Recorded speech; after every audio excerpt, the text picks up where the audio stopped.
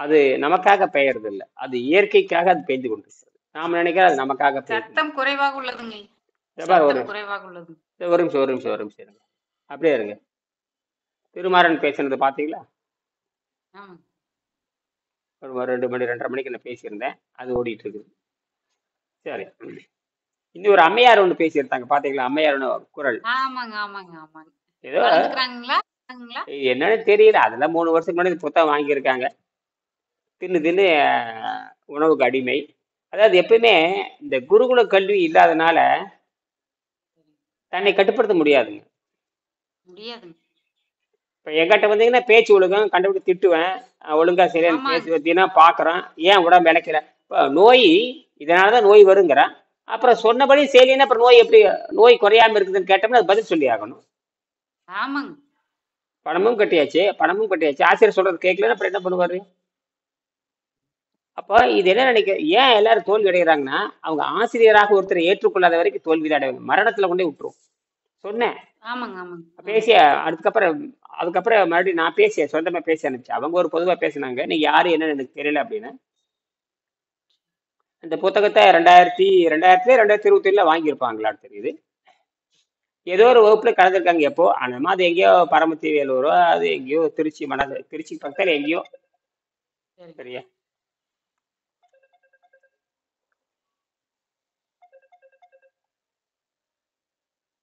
ஓகேயா?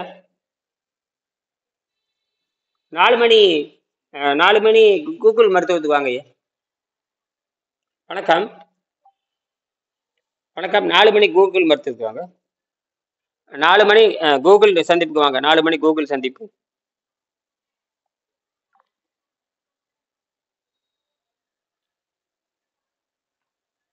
பழனிவேல். இந்த அறிவியல் இதெல்லாம் அனுப்பிச்சு பாத்தீங்களா? அறிவியல் பாத்தீங்களா? பாத்தங்க, பாத்தங்க. உங்க பையன் கூட அனுப்புங்க. உங்க பைச்சுமா உங்க பையன் பாக்கட்டும். உங்க பையன் கூட ஆர்வமா இருக்க அவனை அனுப்பி விடுங்க. பாக்கட்டும். என்னங்க அதெல்லாம் வேலை இருக்குதுமா பண்றமாமா அப்படிங்கிறானுங்க. அது சொல்லணுங்க. அது பைய செய்ய சொல்லலான்ட்டு. அது செய்ய விடாதுங்க. ஐயா இந்த 10 ரூபா செய்ய விடாதுங்க. அது செஞ்சுட்டானா அவன் அறிவாளி ஆயிடுவான். ஆமாங்க, ஆமாங்க, ஆமாங்க. செய்ய விடாதுங்க. சாதாரணம் இல்ல. இது வரைக்கும் யாரும் செய்யவே இல்லை. 3 பேர் செஞ்சுட்டாங்க. பழனிவேல் செஞ்சு பார்த்துட்டாரு. போன வருஷமே செஞ்சுட்டாரு. இப்பதான் அதை பத்தி கூறிய அறிவு. இப்ப நான் அது கிடப்பில போட்டேன். ஒரு வருஷமா கிடப்பில போய் மறுபடியும் நோண்ட ஆரம்பிச்சுட்டு இப்போ நோண்ட ஆறும்பொழுது எக்கச்சக்கமான அறிவு நமக்கு வர ஆரம்பிச்சு. சரிங்க. இப்ப அது ஸ்வீடன் வரைக்கும் போயிடுச்சு. அவங்களுக்கு ஸ்வீடன்ல இருந்து செஞ்சதுதான் உங்களுக்கு நான் போட்டுருக்கேன். சரி, சரிங்க. ஸ்வீடன்ல இருந்து செஞ்சதை உங்களுக்கு நான் போட்டிருக்கேன். அது ஐஸ்லயும் பண்ணி பார்த்துட்டாங்க. வந்துருச்சு இதுல ஐஸ்ல. சரி, சரிங்க. பாத்தீங்களா இல்லையா? படம் பாத்தீங்களா? பனிக்கட்டிலேயே வேலை செய்யுதுங்க. ம். அந்த ஆற்றல் இருக்குதுங்க. 3/4 வோல்ட் வருதுங்க. 3/4 வோல்ட் வருது. சரிங்க. ஒரு ஒரு அது ஒரு அணுவினுடைய வெளிப்பாடு. சரி, சரிங்க. அப்படின்னா அது 100 கோடி அணு உள்ள இருக்கு. எத்தனை கோடி? 100 கோடி அணு இருக்குங்க. ஒரு ஒரு அணுனுடைய வெளிப்பாடு தான் 1 வோல்ட்னு வச்சுக்கலாம். ஒரு அணுனுடைய சக்தி தான் 1 வோல்ட். அப்ப 100 கோடி அணு சக்தி என்ன அது? அப்ப 100 கோடி வோல்ட் உள்ள இருக்குது. இருக்குதுங்க. அதை பிரிச்சு எடுத்து தெரியலீங்க. ஆஹ் எடுத்து பயன்படுத்த தெரியலீங்க. முதல்ல இது வரைக்கும் உலகத்துல யாருமே 1 மில்லி தண்ணி யாரும் ஆராய்ச்சி பண்ணிருப்பீங்க. என்னை தவிர எவனும் பண்ணிருக்க முடியாது. உலகத்துல நான் தான் முதல் ஆள். அதனாலதான் அவன் என்ன சொல்றான்னா அதுக்கே வர்றாருங்க. படன்னு போயிட வேண்டியதானே. கூப்பிட்டு 4 மணி வகுப்புக்கு போயிட வேண்டியதானே. ஆமாங்க, ஆமாங்க. அந்த அந்த மென்டலா வர்றது இல்லைங்க. என்னது இதுல இல்லைன்னா அதுக்கு போகணும். வேற என்ன? இதுல இல்லைன்னா அதுக்கு போகணும். அதுல இதுக்கு வரணும். ஆமாங்க, ஆமாங்க. இது வரணுங்க. இதெல்லாம் வரணும். இதெல்லாம் இப்ப இதுல அடிச்சாச்சு இல்லையா? அப்ப 4 மணிக்கு வரலையா? உடனே 4 மணி ஏற்கனவே அந்த பட்டியல் கொடுத்துருக்கிறேன். அதுலதான் வரப்போகணும். அது நானே கூட 10 நிமிஷம் கழிச்சு தான் ஆரம்பிக்கிறேன். 10 15 இன்னைக்கு பாத்தீங்கன்னா காலையில பாத்தீங்கன்னா 10:20க்கு 10:20 ஸ்ரீரங்கம் போயிட்டேன். ஸ்ரீரங்கம் போயிட்டு இது காய் வாங்க சொன்னாங்கன்னு போனோம். பார்த்து அங்க கரெக்டா 10 அங்கேயே 10:05 ஆகி போச்சு. நமக்கு என்ன சரி மறுபடியும் வகுப்பு எடுத்தாச்சு. அது நல்லது. நமக்கு எப்படின்னு கேட்டீங்கன்னா இது ஆசிரியருக்கு மாணவனுக்கு ஒரு புரிதல் இருக்கணும். என்னது புரிதல் வந்துட்டுன்னு வச்சுக்கீங்க. அப்புறம் நீங்க எனக்கு பொருளாதார உதவி செய்றீங்க. புரிதல் வந்துருச்சு. பொருளாதார உதவி செஞ்சுதான் கற்றுக்கொள்ளணும்னு விதி இருக்கு. சரிங்க. அரசாங்கம் என்ன பண்ணுது கேட்டீங்கன்னா, இந்த மதிப்பெண் கல்வி முறையை வந்து சும்மா கொடுக்குது. ம். இது அடிப்படை தப்பு. மதிப்பெண் கல்வி முறை சும்மா கொடுத்து என்ன பண்ண போற? ஆரோக்கிய கல்வி வணக்கம். ஆரோக்கிய கல்வி சும்மா கொடுத்தா பரவாயில்ல. நீ என்னது சரிங்க. ஆரோக்கிய கல்விக்கு 1 கோடி வச்சிருக்கிற, 10 லட்சம் வச்சிருக்கிற, 50 லட்சம் வச்சிருக்கிற, சாராயம் குடிச்சு செத்தவனுக்கு 10 லட்சம் வச்சிருக்காரு. இது மதிப்பெண் கல்வி முறை. இதுக்கெல்லாம் யாரு தேவையில்லை. நோட்ஸ், கோனார் நோட்ஸ் இருந்தா போதும். கோனார் நோட்ஸ் இருந்தா போதுமானது. பள்ளிக்கூடமே போக தேவையில்லை. எது படிச்சு எழுதிக்கலாமுங்க. 18 வயசு ஆனா போதுங்க, எழுதலாங்க. பள்ளிக்கூடம் போகணும்னு அவசியம் இல்லை. சரி. நீங்க 18 வயசு நேர்பட நீங்க 12ஆவது படிக்கலாம். 10ஆம் வகுப்பு தேர்வு எழுதுனா 19 வயசு ஆச்சுன்னா நீங்க பண்ணிக்கலாம். 21க்கு நீங்க 19 வயசு நீங்க கல்லூரி சேர்ந்துடலாம். கல்லூரிலையும் சேரலாம். அப்புறம் பள்ளிக்கூடம் போகணும் அவசியம். அப்புறம் 15 வருஷம் தேவையே இல்லையே. அப்ப ஆசிரியரை சொல்லிக் கொடுங்க. பெற்றோர்கள் நீங்க சொல்லிக் கொடுக்கலாம். 5, 7 வயசு 10 வயசு எந்த ஸ்கூல்ல படிச்சுட்டு வந்தா அந்த சர்டிபிகேட் கொண்டாந்தா தானே சேர்த்துவாங்க மேல் வகுப்புக்கு. அதெல்லாம் தேவையில்லைங்க. அதெல்லாம் தேவையில்லை. வயதுதாங்க, வயதுதான். அரசு விதியின்படி வயதுதாங்க முக்கியம். வயது. அப்ப நீ நேரடியா என்ன எழுதலாம்? நீங்க +2 எழுதலாம். நேரடியா 18 வயசு ஆயிடுச்சு, நீங்க வந்து நேரடியா அரசு தேர்வு எழுதலாம். இதெல்லாம் இந்த விதி. சரியா? இப்ப நம்ம திருப்பி வருவோம். நாம் இதுக்கு வரலாம். இப்ப இந்த 100ஆம் பக்கம், 101ஆம் பக்கம், 100ஆம் பக்கம்.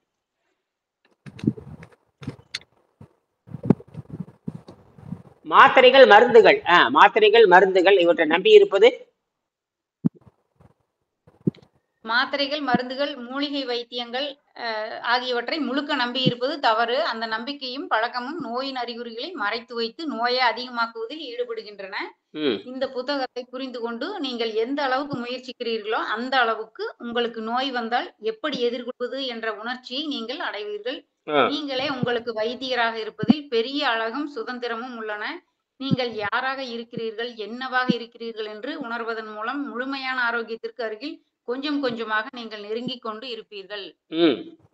நான் எழுதும் குறிப்பு. ஒரு டாக்டரும் ஒரு மனோதத்துவ நிபுணரும் சேர்ந்து எடுத்துள்ள மேற்படி கருத்துக்கள் உணவில்லாமல் வாழும் கலை, யோக முறை என்ற இந்த புத்தகத்திற்கு பொருந்தும். இதை கற்பதால் ஏற்படும் நன்மைகளை இவை தெரிவிக்கின்றன. மனத்தின் பூரண ஒத்துழைப்புடன் தான் ஒரு மனிதன் 4 மணி நீர் மருத்துவ வகுப்பு கூகுளுக்கு வாங்க. வரமாட்டீங்களா? வேலை இருக்கா? அப்ப சரி, வேலை விட்டுருங்க, வேலையை பாருங்க.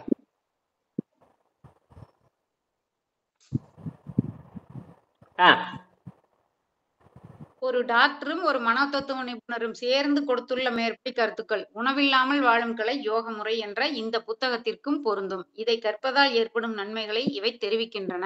மனத்தின் பூரண ஒத்துழைப்புடன் தான் ஒரு மனிதன் நீருணவில் நிலைக்க முடியும். இந்த கலையை கற்காவிட்டால் எதை நாம் இழக்கிறோம் என்பதை கீழே விளக்குகிறேன். தற்போதைய பல்கலைக்கழகங்களில் இப்போது சொல்லிக் கொடுக்கப்படாத ஆனால் மிகவும் பழமையான பாரதத்தால் பல 1000 ஆண்டுகளில் வளர்க்கப்பட்ட 3 முக்கியமான அறிவு துறைகள் பின்வருமாறு: வாஸ்து சாஸ்திரம், ஜோதிட சாஸ்திரம், மந்திர சாஸ்திரம். வாஸ்து சாஸ்திரம் சுமார் 15,000 வருடங்கள் பழமையானது. ராவணனின் மாமனாராகிய மயனால் அவருடைய பிரணவ வேதம், ஐந்திரம் என்ற புத்தகங்களில் விளக்கப்பட்டு உள்ளது. இது ஜோதிடத்திற்கும் மந்திர சாஸ்திரத்துக்கும் மூல நூல் ஆகும். பொதுவாகவும் சுருக்கமாகவும் சொன்னால் வாஸ்து சாஸ்திரம் அண்டவெளியின் இயற்கை அமைப்பை ஆராய்ந்து அதற்கு ஒத்தபடி கட்டிடங்களும் நகரங்களும் கட்டப்படுவதை பற்றிய ஆராய்ச்சி என்று சொல்லலாம். கோவில்கள் மனித உடல் படுத்திருப்பது போன்ற நிலையில் சிற்பிகளால் கணக்கிடப்பட்டு கட்டப்பட்டன. மயன் இயற்கையை அறிந்து தமிழ் மொழியிலிருந்து கட்டிடவியல் வரை ஒரே இலக்கணத்தின் கீழ் கொண்டு வந்திருப்பது இதுவரை நாம் முழுவதுமாக புரிந்து கொள்ளாத மிகப்பெரிய அறிவு பொக்கிஷமாகும். ஜோதிட சாஸ்திரம் வாஸ்து சாஸ்திரத்தை அடிப்படையாக கொண்டது. ஒரு குழந்தை பிறக்கும் போது கோள்களும் குழந்தையின் லக்கணமும் ராகு கேது நேர்கோட்டின் இருபுறமும் ஏறக்குறைய சமமாக அமைந்திருப்பதால் அது நல்ல ஜாதகம் ஆகும். இந்த அமைப்பு வருடத்தில் 10 மாதங்களில் இருப்பதில்லை என்பதை எந்த பஞ்சாங்கத்தையும் பார்த்து யாரும் அறிந்து கொள்ளலாம். ஆகவே 12 மாதங்களில் சுமார் 10 மாதங்களில் பிறக்கும் குழந்தைகள் நல்ல ஜாதகத்துடன் பிறக்க முடியாது. இதுல அருமை. இதுல பாத்தீங்கன்னா இந்த வாஸ்தும்பாங்க, வஸ்தும்பாங்க. சரிங்க. வாஸ்துன்னு சொல்லுவாங்க, வாஸ்து அப்படிம்பாங்க, வஸ்தும்பாங்க. இந்த வஸ்துக்கு வாஸ்துக்கு என்ன வித்தியாசம் தெரியுமா? ஒரு பொருள் தானுங்க ஐயா, வஸ்துங்கிறது ஒரு பொருள் தானுங்க குறிக்குது. வஸ்து பொருள்னா வாஸ்து என்னவா இருக்கும்? வாஸ்து சாஸ்திரம் சொல்றாங்களா அதான் ஐயா? வஸ்து வாஸ்து வஸ்துன்னா சொல்லிட்டீங்க. சரிங்க. வஸ்துனா என்னன்னு சொல்லிட்டீங்க, பொருள்னு சொல்லிட்டீங்க. சரிங்க. அது கண்ணுக்கு தெரியும். வாஸ்து சரிங்க. பூகோள அமைப்புங்களா எப்படிங்க ஐயா? இதுவே விஷயம் இருக்கு. பொருள் கண்ணுக்கு தெரியும். சரிங்க. வாஸ்து தெரியாதுங்க. கண்ணுக்கு தெரியாது. அதானுங்களா? அது வாஸ்து தெரியாதுன்னு அர்த்தம். சரிங்க. வாஸ்துன்னா கண்ணுக்கு தெரியாதுன்னு அர்த்தம். சரிங்க. வஸ்துன்னா கண்ணுக்கு தெரிய பொருள்னு அர்த்தம். சரிங்க. பொருள் அது ஆற்றல், இது பொருள். ஆற்றல் கண்ணுக்கு தெரியாது, பொருள் கண்ணுக்கு தெரியும். இவ்வளவுதான், வேற ஒண்ணும் இல்லை. இதை வச்சுதான் எல்லாம் வியாபாரம் பண்றாங்க. சரிங்க. அப்ப கண்ணுக்கு தெரியாத ஆற்றலை கண்ணுக்கு தெரிகிற பொருளாக மாற்றுவது. சரி. அப்ப அப்ப வாஸ்துதான், வாஸ்துனாவே கண்ணுக்கு தெரியாதுன்னு அர்த்தம். சரி. வஸ்துனா கண்ணுக்கு தெரியக்கூடியதுன்னு அர்த்தம். இதுல என்ன வேணும்? அப்ப வாஸ்துனா பூச்சியம்னு வச்சுக்கலாம், வஸ்துனா ஒண்ணுன்னு வச்சுக்கலாம். சரி. சரி. அப்ப இந்த பூச்சியம் ஒண்ணுதான். பூச்சியம் தான் எல்லாத்துக்கும் அடிப்படை. தமிழ்ல வந்து பாத்தீங்கன்னா விவசாயிகள் என்ன சொல்லுவாங்கன்னா, விவசாயிகள் தான் முதல் பூச்சியத்தையே கண்டுபிடிச்சாங்க. விவசாயிகள் தான் பூச்சியத்தை கண்டுபிடிச்சாங்க. பூச்சிங்கிற சொல்லு விவசாயிகள் எல்லாத்துலயும் பயன்படுத்துவாங்க. சரிங்க. புழு பூண்டு பூச்சி சொல்றீங்களா? பறவை அதுவும் அப்படித்தான். ஒரு பொருள் பூச்சி பிடிச்சிருச்சு அப்படின்னாவே, பூச்சி பிடிச்சி ஒரு பொருள், ஒரு தானியம் பூச்சி பிடிச்சிருச்சுன்னா என்ன அர்த்தம்? பூச்சி பிடிச்சிருச்சும்பாங்க. ஆமாங்க. சாவியா போச்சும்பாங்க, பூச்சி பிடிச்சிருச்சும்பாங்க. பூச்சி பிடிச்சிருச்சுனாவே பூச்சி உள்ள அரிச்சு அது மொட்டையாக்கிட்டு உள்ள ஒண்ணும் இல்லாம பண்ணிருச்சுன்னு அர்த்தம். சரிங்க. சரிங்க. ஒரு தானியத்தை பார்த்து, ஒரு தானியம் பாத்தீங்கன்னா மேல ஓடு மட்டும்தான் இருக்கு, உள்ள ஒண்ணுமே இருக்காது. ஆமாங்க. அதுதான் பூச்சி பிடிச்சிருச்சும்பாங்க. என்னது? பூச்சி வெட்டுன்னு சொல்லுவாங்க, பூச்சி வெட்டும்பாங்க.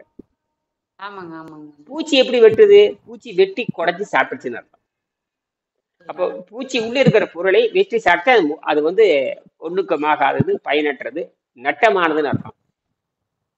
நட்டமானது, பாலானது, மதிப்பில்லா, அது பேர் பூச்சி வெட்டுன்னு பேர். பூச்சி வெட்டுங்கிற சொல்ல வந்து விவசாயிகள் பயன்படுத்துறாங்களா இல்லையா? அதுக்கு இதுதான் இதுக்கு அடையாளம் வந்து ஒரு பருப்பு எடுத்துட்டா பருப்பு முழுசா இருக்கு, ஆனா உள்ள இருக்கிற பருப்புடைய உள்ள இருக்கிற ஊன் இருக்காது, வெறும் தொல்லி மட்டும் தான் இருக்கு. அது யாரு சாப்பிட்டாங்க? அது யார் சாப்பிட்றாங்க? தொலைச்சிட்டு போகுதா இல்லையா? எல்லா பருப்பையும் ஓட்டை விடு, எல்லா பருப்பையும் நீங்க வேர்க்கலையை வச்சு பாருங்க, உள்ள எறும்பு உள்ள போது வெறும் தொல்லி மட்டும் வச்சுட்டு அதை மட்டும் சாப்பிட்டுட்டு போயிடும். அதுக்கு பேரு தான் பூச்சியம்னு. பூச்சியம்னு ஒன்றும் இல்லாதுன்னு அர்த்தம். இது சித்தர்கள். இது வந்து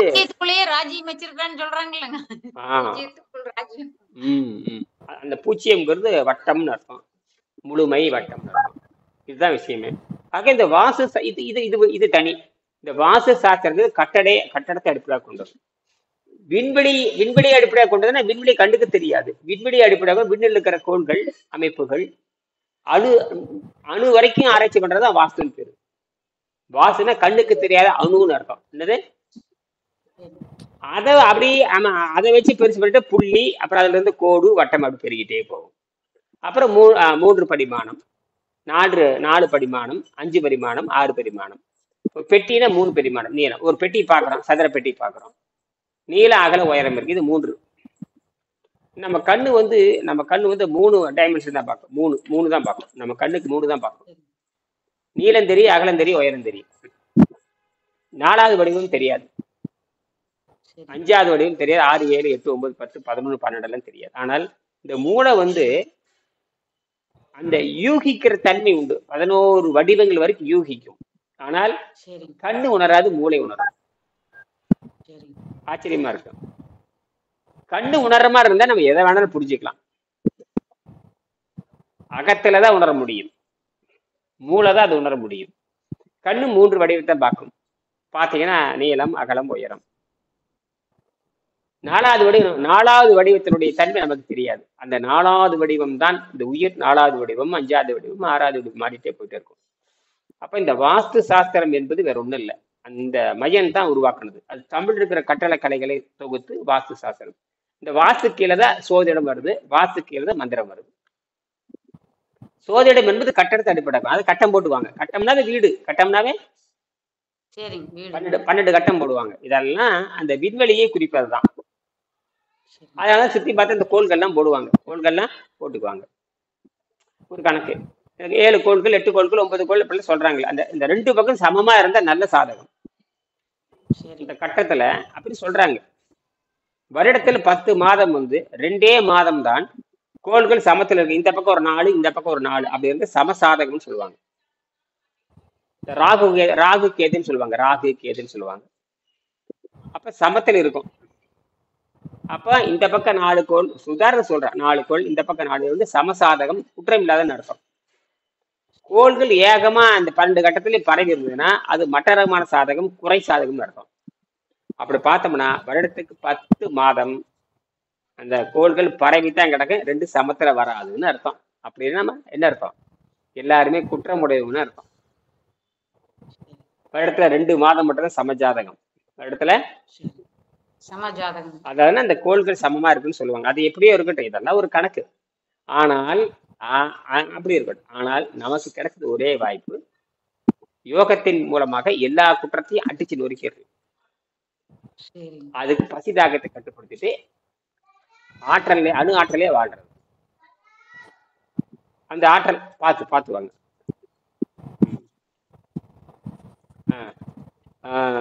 அணு ஆற்றலே அது ஆற்றலையே வாழ்றது. ஆற்றல் கண்ணுக்கு தெரியாது. சரி. நம்ம சாப்பிட்ற உணவெல்லாம் வந்து திடப்பொருள் தான். சரி. திடப்பொருள்னால உடம்பு கெட்டு போகுது. சரி. அதுக்காக அதிகமா சுரக்க வேண்டியது இருக்குது. அந்த திடப்பொருளை செரிக்கிறதுக்கான அதிக விஷம் சுரக்க வேண்டியது இருக்குது. இந்த விஷத்தை நீக்குவதற்காக உடல் பாடுபட வேண்டி இருக்குது. அந்த விஷம் வெளியே போகிறதுனால உள்ள செஞ்சு எல்லா உறுப்பையும் பாதிச்சிடும். அப்ப இயற்கையா இருக்கிற அந்த உடம்ப நம்ம திடப்பொருளை போட்டு நமக்கு நாமே விஷத்தை உண்டாக்கி நாமளே செத்து போகிறோம். இந்த விஷத்தை யாராலும் எடுக்க முடியாது. ஏன்னா விஷம் திங்காத எவனும் கிடையாது. இந்த விஷத்தை இந்த அளவுக்கு குறைச்சிக்கிறீங்களோ அந்த அளவுக்கு நல்லது. ஏன்னா இந்த உடம்பு அணுவால் ஆனது. இந்த உடம்பு தான் கோயில். இதை வச்சுதான் கோயிலே வடிவமைக்கிறாங்க. உலகத்துக்கு எல்லா கோயிலுமே மனிதன் தான் அடிப்படை. இது இந்தியா, பாரத நாடு, இந்திய நாடு, இதைதான் முதல்ல இந்தியாவுக்கு இந்த வாஸ்து சாஸ்திரத்தை, கட்டடக்கலை அறிமுகப்படுத்திய மையம்தான். தமிழ் மையன்னு பேரு. அது உலகம் பூரா பரவி நிற்குது. முக்கோணமா இருக்கு. எங்க பார்த்தாலும் கோபுர வடிவத்தில் இருக்கும். எல்லாம் முக்கோணம் தான். எல்லாம் முக்கோண வடிவம் தான். என்னது? முக்கோண வடிவம். அந்த நுனி வந்து வானத்தை பார்த்துட்டே இருக்கு. நுனி வந்து வானத்தை அம்பு வந்து வானத்தை பார்த்துட்டு இருக்கும். அதான். அப்ப வானத்தை நோக்கி போறதுதான் அடிப்படையே. இதுதான் இந்த சூட்சமா சொல்லப்படுது. ஏன் முக்கோண வடிவத்தில் இருக்குது? எல்லாமே அம்பு வடிவம். அங்கத வழி அதுதான். அம்பு முனை எது நோக்கி இருக்குது அதை நோக்கி நீங்க போக வேண்டும். அப்ப விண்வெளிக்கு தான் போகணும்னு சொல்லுது எல்லாமே. அப்ப நம்ம விண்வெளியை தான் வாழ்ந்துட்டு இருக்கிறோம். பூமி ஒரு விண்வெளி தான், நிலா ஒரு விண்வெளி தான், எல்லாமே விண்வெளி தான். எல்லாமே நம்ம விண்வெளி தான் வாழ்ந்துட்டு இருக்கிறோம். பூமியில வாழ்றோம் இல்லையா? பூமி எங்க இருக்குது? ஆமா, இதை யாரும் மறந்துட்டோமே. அப்புறம் வாழ்றதே விண்வெளியில தான் வாழ்ந்துட்டு இருக்கிறோம். வாழ்றதே விண்வெளி தானுங்க. எங்க வாழ்ந்துட்டு இருக்கிறோம்? ஒண்ணுமே இல்லை, விண்வெளி தான் வாழ்ந்துட்டு இருக்கிறோம். இந்த வீட்டுல பிரச்சனை வந்துருச்சு, வேற வீட்டுக்கு போக போறோம். சரிங்க. அப்புறம் அது அழுதுட்டு போகணுங்கிறது இல்லைங்களே, பிரிஞ்சுட்டா அழுகுறாங்களே. அது வேற. அது சாவு. ஐயோ கரும. அத இளவ பத்தி பேசுறீங்க. நான் குடியேற்றத்தை பத்தி பேசுறேன். நீங்க சாவை பத்தி பேசுறீங்க. விண்வெளிக்கு போறதுக்கு இந்த தின்று சாவு. ஐயோ, அது கிடையவே கிடையாது. உயிரோடு போய் குடும்பம் நடத்த போறோம். இதே வேலை அங்க போய் வீடு கட்டி வாழ்றோம். இதே வேலை தான். இயற்கை இங்க கொண்டு வந்து போட்டுச்சு. இங்க இடம் பிரச்சனைக்குனால நம்ம அந்த இடத்துக்கு போறோம். அங்க போய் இதே மேலே அங்க போய் இதே மாதிரி யோகத்துல வாழ்ந்து அங்க வந்து சமாதி அடைகிறாங்க. பூமியில பண்ற வேலையை ஆகாயத்துல பண்றோம். பூமியில இனப்பெருக்கம் பண்ற மாதிரி ஆகாயத்துல இனப்பெருக்கம் பண்றோம். இது பல முறை படிச்சுதான் புரியும். சில பேர் கேளுதான். இது பதிவாயிட்டு இருக்கு இல்லையா? அப்ப எல்லாத்துக்குமான பதில் இது. கேட்ட கேள்வி சரிதான். செத்து போறதா இல்ல உயிர் அப்படின்னா விண்வெளி ராக்கெட்ல போறான் இல்ல விண்வெளி ஊர்தியில போறான் செத்து போய் போறானா அங்கேயும் குடியிருக்கிறான். இனப்பெருக்கம் மட்டும் பண்ணல, ஏன்னா திருமணம் பண்ணல, இனப்பெருக்கம் மட்டும் பண்ணல, மத்த எல்லாம் பண்ணிட்டானுங்க. இனப்பெருக்கம் பண்ணணுமா ஆணு பெண்ணு போகணும், 2 பேரும் கணவன் மனைவியா போகணும், போய் இனப்பெருக்கம் பண்ணி காட்டணுங்க. அதுக்குத்தான் நான் முயற்சி பண்றேன். அங்க போய் உயிர் எப்படி வாழுது அப்படின்னு முயற்சி பண்றேன். எல்லாத்துக்கும் இந்த கலை தெரியாதுன்னு பயப்படுறாங்க எல்லாமே. இந்த கலை தெரியாதனால இருந்த கலை. அப்ப இயற்கை நமக்கு அப்படியே இந்த உணவு கட்டுப்பாடு இருந்தா இயற்கையே உணவு திங்கிறதுனால மரணத்தை கொண்டாந்து நோயில கொண்டாந்து விட்டுருது, உணவை குறைச்சிக்கிறதுனால மரணம் இல்லைன்னு அது இயற்கை சொல்லுது. இதை புரிஞ்சுக்கிட்டு தான் 4000 ஆண்டுக்கு முன்னாடி திருமூலர் வந்து உண்டி உண்டி சுருக்கின் உபாயம் பரவுல.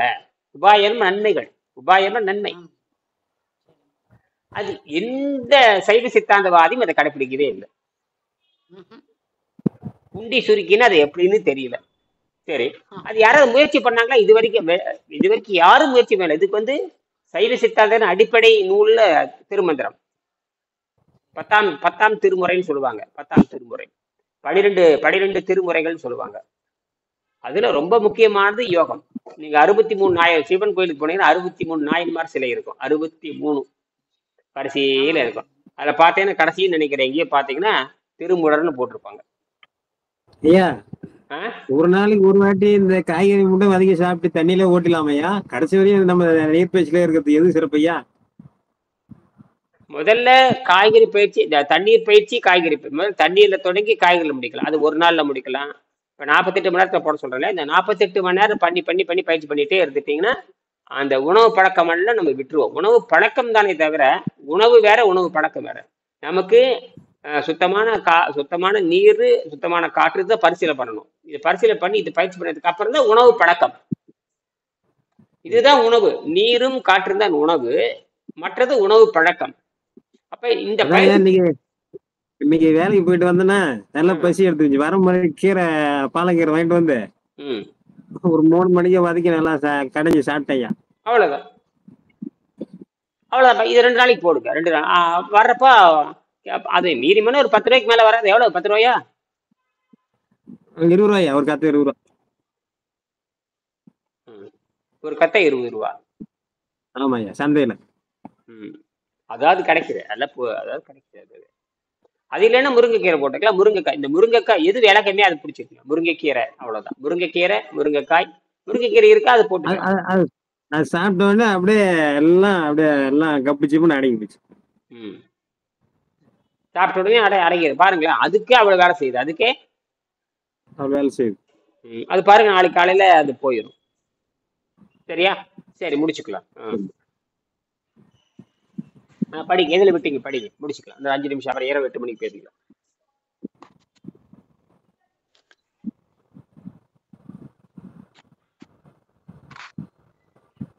எதுல எங்க விட்டீங்க? 102ஆம் பக்கம். இதை சரிப்படுத்துவது மந்திர சாஸ்திரத்தினால் மட்டுமே முடியும். திருமுருக கிருபானந்த வாரியார் அவருடைய வாரியார் வரலாறு என்ற சுயசரிதத்தில் கீழ்கண்டவாறு தெரிவிக்கிறார். என் ஜாதகத்தை ஜோதிடர் சிலரிடம் கொடுத்து பலன்களை கேட்டறிய முயற்சித்தேன்.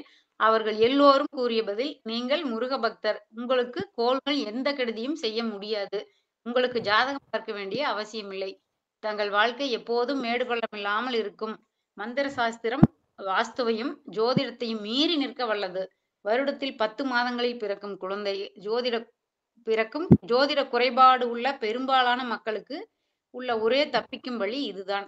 இதை கூறுவது பகவத்கீதையும் திருமூலரின் திருமந்திரமும். இவற்றை ஏற்கனவே நான் கொடுத்திருக்கிறேன். ஆகவே இந்த கலையை கற்காவிட்டால் நாம் பெரும்பாலான மக்கள் நல்ல வாழ்வையை இழந்து விடுவோம் என்று தெரிவித்துக் கொள்கிறேன்.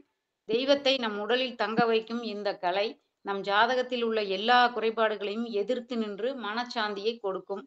அழிவை பற்றி சொல்லாத மதங்களே கிடையாது. இன்னொருக்க படிச்சுக்கலாங்களா? அதுவே மட்டும் இந்த உயிரை தக்க வைக்கிறத தெய்வத்தை தக்க வைக்கிறது. அப்ப உயிரை தக்க வச்சுட்டோம்னா நீங்க குற்றம்லாம் போயிடுது. அப்படி எது பார்க்க தேவையில்லை, எந்த கட்டமும் பார்க்க தேவையில்லை.